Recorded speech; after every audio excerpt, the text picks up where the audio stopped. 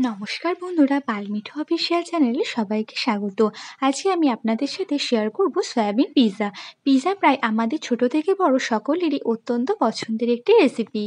চলুন তাহলে দেখে নিই রেসিপিটি কিভাবে করি। রেসিপিটি করার জন্য প্রথমে নিয়েছি ময়দা, সামান্য নুন, চিনি, টক দই ও সামান্য পরিমাণে খাবার সোডা দিয়ে খুব ভালোভাবে মেখে নেব। ময়দা মাখা হয়ে গেলে ডোটাকে প্রায় 1 ঘন্টা মতো রেখে দেবো। তারপর ওটা থেকে বড় বড় করে লেচি করে নিয়ে ভালো করে বেলে নেব। খুব ভালোভাবে বেলা হয়ে গেলে এবার কাঁটা চামচের সাহায্যে এরকম ফুটো করে নেব। তারপর ওর মধ্যে দেব টমেটো কেচাপ। টমেটো কেচাপটা দিয়ে চামচের সাহায্যে খুব ভালোভাবে সবটাই মিশিয়ে নেব। তারপর দেব পিৎজা পাস্তা সস। একইভাবে চামচের সাথে আবারও খুব ভালোভাবে মিশিয়ে নেওয়ার পর এবার ওর মধ্যে দেব সয়াবিন। সয়াবিনটা আমি ছোট ছোট করে কেটে নিয়ে ওর মধ্যে সস দিয়ে তারপর দিয়েছি, যার ভিডিও আপনাদের সাথে দেখানো হয়নি। আপনারা চাইলে চিকেনের পরিবর্তে সয়াবিন দিতে পারেন, এর স্বাদও কিন্তু অসাধারণ হয়। তারপর একে একে ক্যাপসিকাম কুচি, টমেটো কুচি ও পেঁয়াজ কুচি দিয়ে দেবো।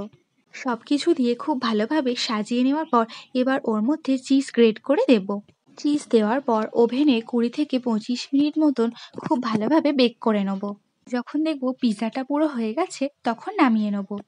রেসিপিটি কেমন লাগলো অবশ্যই কিন্তু একটা কমেন্ট করে জানাবে। ভালো লাগলে লাইক শেয়ার সাবস্ক্রাইব করে পাশে থাকবেন।